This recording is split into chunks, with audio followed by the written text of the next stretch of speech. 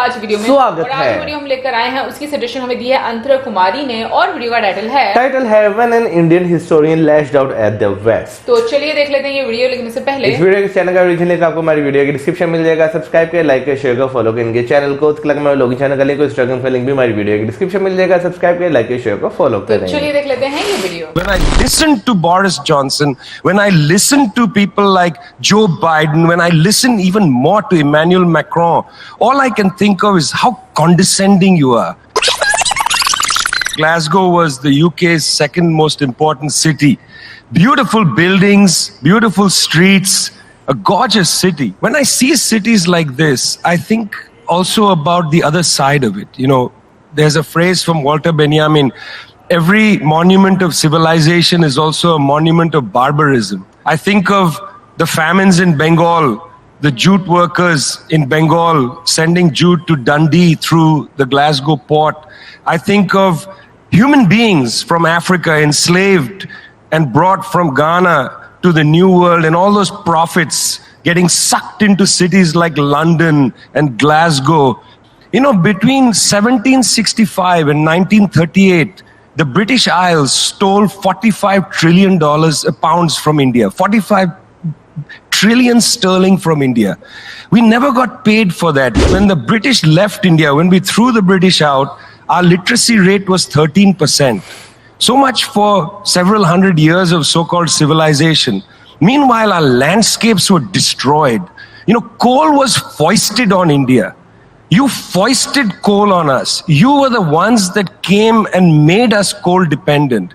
And then you left, and now you dare to condescend to us. When I listen to Boris Johnson, when I listen to people like Joe Biden, when I listen even more to Emmanuel Macron, all I can think of is how condescending you are. You condescended to us 400 years ago. You condescended to us 300 years ago. You condescended to us 200 years ago. You condescended to us 100 years ago. You're condescending to us today. You only know condescension because for you, colonialism isn't something that happened in the past and we defeated you. It's not that. For you, colonialism is a permanent condition. And that permanent condition happens in two ways. There's the permanent condition of the colonial mentality. You want to lecture us. You want to tell us that we are responsible for all the problems because you'll never accept that you're the one principally to blame. You signed the Rio Formula in 1992 on common and differentiated responsibilities. You like the common part. You like the common part. You like to say we're all in this together and so on. We're not in this together. The United States, 4-5% of the world's population, still uses 25% of the world's resources. You outsource production to China and then you say China is the carbon polluter. China's producing your buckets. China's producing your nuts and bolts. China's producing your phones. Try to produce it in your own countries and see your carbon emissions rise. You love lecturing us because you have a colonial mentality. Then there are colonial structures and institutions. You lend us money, and every time you lend us money, which is our money, every time the International Monetary Fund comes to our societies and they tell us, here's the money we are giving you. No, it's our money. You give us our money back as debt, and then you lecture us about how we should live. The climate justice movement is a movement that says we're worried about our future. What future? What future? Children in the African continent, in Asia, in Latin America, they don't have a future. They don't have a present. They're not worried about the future. They're worried about their present. Your slogan is, we're worried about the future. What future? That's a middle-class bourgeois Western slogan. You got to be worried about now. 2.7 billion people can't eat now. And you're telling people, reduce your consumption. How does this sound to a child who hasn't eaten in days? You gotta clue into this, guys. You gotta clue into this. Otherwise, this movement will have no legs in the third world. India सब continent की history की जब हम बात करते हैं तो हमें हर बार जो है कुछ नया सीखने को, कुछ नया जानने को मिलता है। बेशक वो डिफरेंट हिस्टोरियंस क्यों ना हो, लेकिन कुछ ऐसी चीज़ें जो हिस्ट्री की होती हैं जो कि आप कह लेंगे क्लोज चैप्टर होते हैं, जिनके बारे में किसी को कोई आइडिया ही नहीं होता, आपको यानी कि जानने को मिलती हैं वो चीज़ें। वैसे मैं सोच रही थी, इससे पहले हम लोगों ने डॉक्टर शशि थरूर जी को देखा था, जिन्होंने मैं कहूंगी कि बिल्कुल ही धोया था, और अभी हम लोग बात कर रहे थे जिस तरीके से आज वीडियो में हम लोग देखा, और जो बातें उन्होंने की हैं बहुत कड़वी और बहुत सच है। मतलब मुझे लगता है कि इसके लिए आपको वाकई में जिगरा चाहिए होता है कि उन्हीं लोगों में बैठकर आप उन्हीं के मुंह पर एक तमाचा मार रहे हो कि हिस्ट्री में आप लोगों ने क्या किया, और आज आप बहुत सिविलाइज्ड बनते हैं। लेकिन जैसे बोला जाता है कि हर चीज के दो पहलू होते हैं, तो मुझे लगता है कि जो चीज हम देख रहे हैं, अगर आज से पहले हम लोगों ने वीडियोस ना देखी होती, हमें एक बैकग्राउंड का नहीं पता होता, और आज जब हम लोग देखते हैं ये वीडियोस, हम लोगों को पता चलता है कि किस तरीके से उन्होंने इस खित्ते को यूज किया, और फिर उसके बाद कितने बुरे तरीके से इसको हम कहेंगे डिवाइड करके चले गए, ना सिर्फ जमीन को बल्कि लोगों को डिवाइड करके चले गए। और आज अगर देखा जाए तो वो बहुत ही ज्यादा हम कहेंगे कि अपनी तरफ से वेल बिहेव्ड एक नेशन, सिविलाइज्ड नेशन बनते हैं। तो मुझे लगता है कि हम लोगों को ये सारी चीजें पता होनी चाहिए, ताकि हम लोग भी उनके साथ बात कर सकें कि भाई आप लोग अगर आज इस सिचुएशन में हैं तो आप बाकी दुनिया को कितनी प्रॉब्लम में डाल कर गए। यार अगर यूके की बात की जाए ना तो उसने तकरीबन पूरी दुनिया को जो है ना लूटा है। अगर देखें ये तो लास्ट टाइम में पता चल गया ना। हाँ, तो स्टार्टिंग डेज में देखें तो कनाडा जो है और जो है यूएसए, वहां पे भी अगर देखा जाए, ऑस्ट्रेलिया को भी देखा जाए, इंडिया को तो किया ही किया, लेकिन इन जगहों पे भी जो है यूके ने अपनी जो है एक हुकूमत बनाई। उसके अलावा जो है अगर देखा जाए तो अभी भी अफ्रीका में कुछ ऐसे हैं जहां पर उनकी अभी भी जो है चलती है, उनका जो है वो डोमिनियन है उनकी। अगर देखा जाए तो यूके ने मेरा ख्याल है पूरी दुनिया का कोई ऐसा कोना छोड़ने की कोशिश नहीं की जहां पर जो है वो अपनी हुकूमत जो है वो ना बना सकें। हर सिक्के के दो पहलू होते हैं। जब वो यहाँ पर आए तो उन्होंने जो है बहुत सारी जो है नो डाउट हमें चीज़ों से इंट्रोड्यूस भी करवाया, लेकिन ऑन दी अदर साइड हमें बहुत सारी ऐसी चीज़ें भी दी जो कि हमारे यहाँ पे लोगों ने कभी एक्सपेक्ट नहीं थी कि भाई उनके साथ ज़िंदगी में कभी इस तरह हो सकता है। जैसे अगर बात की जाए जो बंगाल का कहत था, ठीक है ना, प्री पार्टीशन बात की जाए, बंगाल का जो कहत पड़ा था, फिर उससे पहले जो इतने ज़्यादा फ्रीडम जो फाइटर्स थे उन्हें जो है शहीद कर दिया गया, फिर उसके बाद जाते जाते जो है पार्टीशन कर गए। तो अगर देखा जाए तो काफ़ी ज़्यादा जो है वो घाव देकर गए हुए हैं। वैसे मुझे ऐसा लगता है ना कि इस खित्ते में इतनी ज्यादा, यानी हमारे सब कॉन्टिनेंट में इतनी ज्यादा इन्वेजन हुई थी कि मुझे नहीं लगता कि अंग्रेज जो है ना वो उस तरीके से हमें चीजें सिखाने के लिए आए थे। मतलब जैसे उन्होंने बोला भी कि जब उन्होंने छोड़ा था इसको तो इंडिया की लिटरेसी रेट सिर्फ 13% थी। अगर वो इतने ही सिविलाइज्ड होते तो फिर वो बाकी सब लोगों को भी पढ़ाते ना, उनको भी अवेयरनेस देते, उनको भी एजुकेट करते, लेकिन उन्होंने सिर्फ अपने पर्पस के लिए यूज किया। बट मेन प्रॉब्लम ये है कि जो इतने ज्यादा इन्वेडर्स आए उन्होंने जो जितनी भी यूनिवर्सिटीज थी उनको जला दिया, जितने भी टेक्स्ट बुक्स थी उनको जला दिया, और अंग्रेजों ने ये फायदा उठाया क्योंकि इन्वेडर्स की वजह से हमारे जो लोग थे वो गुलामी में आ गए। उनका जो एक हम कहें कि खौफ वाला एक माइंडसेट बना दिया कि ऐसा करोगे तो तुम्हारे साथ ऐसा कर दिया जाएगा, ऐसा करोगे तो ऐसा हो जाएगा, मजहब नहीं चेंज करोगे तो तुम्हें मार दिया जाएगा। तो मुझे लगता है कि उस टाइम पर थोड़ा सा ऐसा हुआ कि लोग थोड़ा पीछे चले गए। अदरवाइज अगर मुझे लगता है कि चीजें ऐसे ना हुई होती तो शायद अंग्रेज आज जो है वो हम लोगों से सीख रहे होते, क्योंकि हमारे बड़े जो हैं वो इस कदम मतलब उनकी जो बुक्स के लिहाज से या उनके हम लोग एजुकेशन के लिहाज से, नॉलेज के लिहाज से बात करें तो वो कहीं ज्यादा आगे थे। आज के टाइम में तुम देखो कि जितनी भी हम लोग मतलब जो नई नई चीजों के बारे में हम लोगों को पता चलता है जो साइंस से रिलेटेड होती हैं, इंडियन बुक्स में जो सनातन धर्म में वो ऑलरेडी लिखी हुई है। तो इट मीन्स कि अगर हालात इस तरह के ना किए जाते तो मेरा ख्याल में कि आज शायद अंग्रेज उस जगह पर ना होते जहां पर हमारे लोग होते। और दूसरा मैं ये बात बोलूंगी कि जिस तरीके से एक इनकी स्ट्रैटेजी रही है कि ये जहां से भी जाते थे उस जगह के टुकड़े टुकड़े करके जाते थे, जैसे कि अभिजीत चावड़ा सर की पॉडकास्ट में हम लोगों ने देखा था। तो मैं ये बात सोचती हूँ कि उनकी स्ट्रैटेजी आज भी यही है। वो लोग आज भी ये करते हैं कि ब्लेम गेम खेलते रहते हैं, यानी कि चीज़ों को इस तरीके से मैनिपुलेट करते हैं। अभी जैसे IMF के बीच में जिक्र हुआ था, और मुझे बात बहुत सही लगी कि वाकई में हमारा ही पैसा, लेकिन हम लोगों को जो है वो एज अ डेट दिया जाता है। बट वैसे अब मेरे दिमाग में थोड़ा सा ना यहाँ पर एक फनी बात आ गई थी कि पाकिस्तान तो उस पैसे को फिर भी लेता रहता है हर नहीं, देखें अगर पाकिस्तान लेता भी है तो उस पर इंटरेस्ट भी तो पे कर रहा है ना।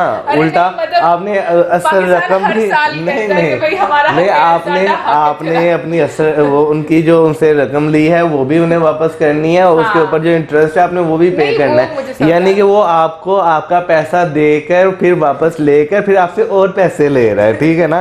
तो ये चीज जो है वो आप देखे ना, मद्देनजर रखे इस चीज को भी। अरे बाबा मुझे वो समझ आती है, मैं वैसे मजाक से बात कर रही हूँ कि मेरे जहन में चुटकुला सा आ गया कि लाइक पाकिस्तान जो है वो हर मर्तबा जाके कहते भाई ये हमारे पैसे हमें वापस करो। वो फिर दूसरी बात जहां तक आपने इन्वेडर्स की तो एक चीज जो है, मैंने जो इनकी हिस्ट्री की जितनी भी मूवीज देखी हैं या वेब सीरीज देखी हैं, उनमें एक चीज मैंने जो है हमेशा नोट की है कि अगर बाहर से कोई हमला करता है ना, उसमें आपके घर वाले जो हैं वो लाजमी इन्वॉल्व होते हैं। बगैर उनकी इन्वॉल्वमेंट के बाहर से कभी किसी ने जो है ना, मैंने नहीं अभी तक जो है ना, पता क्या है मेरा मानना ये है कि अगर चलो ठीक है एक घर में ना रहने वालों की 100 खराबियां होती है, इसका मतलब ये थोड़ी ना कि बाहर वाले आके घर के ऊपर वही मैं बात कर रहा हूँ ना। लेकिन जो लोग थे ना जिन्होंने क्या नाम लेते बाहर वालों का साथ दिया, उन्होंने कभी ये नहीं सोचा कि यार अगर बाहर वाले हमारे घर में आएंगे तो कब्जा तो उन्होंने यहीं पे करना है ना। उन्होंने ये फिर थोड़ी देखना कि भाई तूने हमारी मदद की, तेरे घर में हम नहीं रहेंगे, ठीक है ना। ये चीज जो है वो कभी नहीं देखेंगे। फिर उसके बाद बीच में जो है एक और उन्होंने बात की कि पूरी दुनिया की जो आबादी है उसका 4 to 5% जो है वो US में रहता है, लेकिन पूरी दुनिया के जो रिसोर्सेज है 25% उसमें से अकेला जो है US कंज्यूम करता है।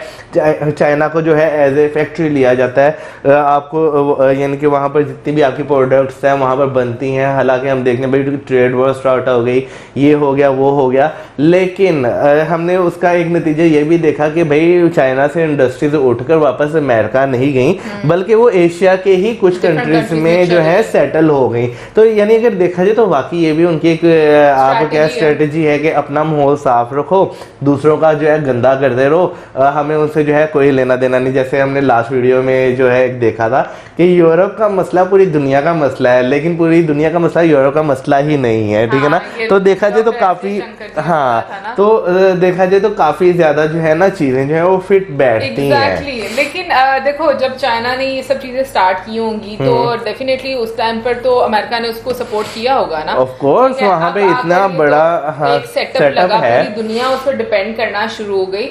तो ये चीज मैं भी अग्री करती हूँ कि अमेरिका जो बहुत मतलब स्मार्टली प्ले करता है किसी भी चीज को लेकर। अच्छा दूसरा मैं ये पूछना चाह रही थी कि जो कोल की डिपेंडेंसी थी, मतलब जैसे कि इस वीडियो में डिस्कस किया गया, क्या लाइक ब्रिटिशर्स के आने से पहले उसका इस्तेमाल नहीं किया जाता?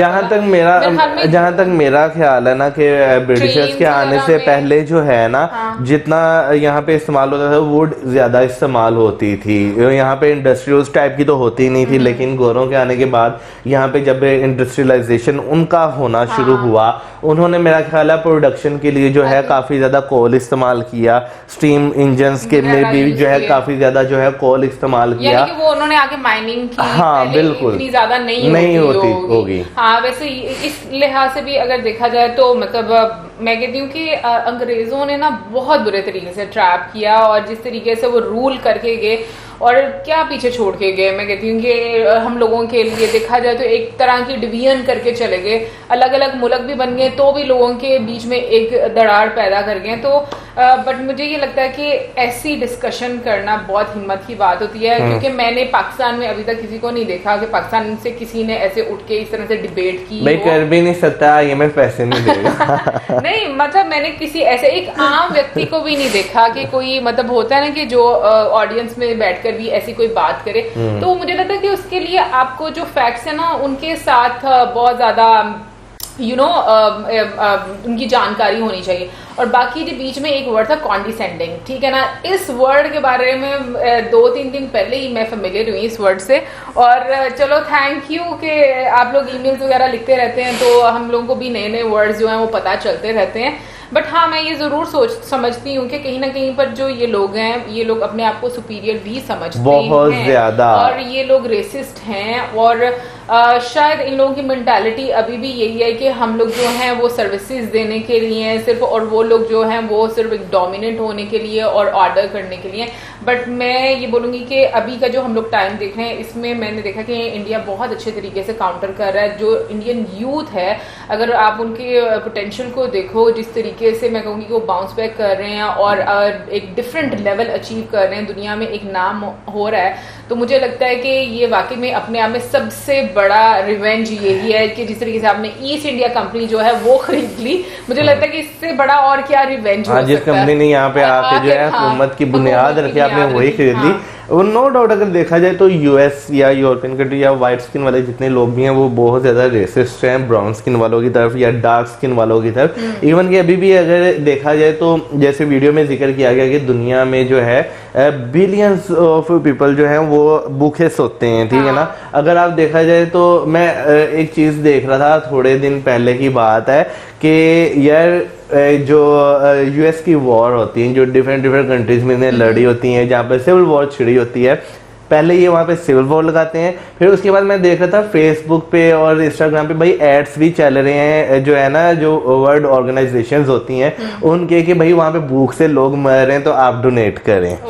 ठीक है, हाँ, तो हाँ, तो अगर आप देखें तो यार ये कितनी आपके हिपोक्रेसी है कि भाई अगर वहाँ के हालात सही हैं, आपने सही नहीं रहने दिए, आपने वहाँ पे ऐसे हालात पैदा कर दिए कि लोग जो भूखे मर रहे हैं, तो ठीक है ना।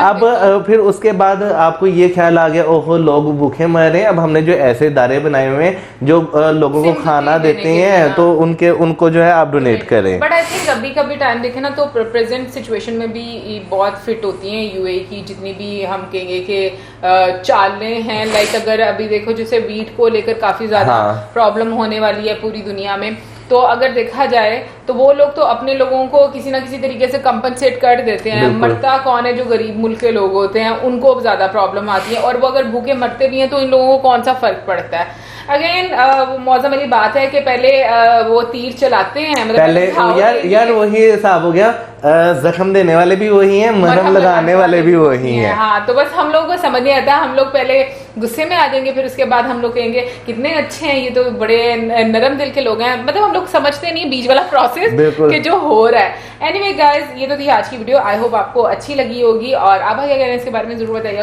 कमेंट सेक्शन में। इसके साथ हमेशा हमारे video like, subscribe, share, good bye.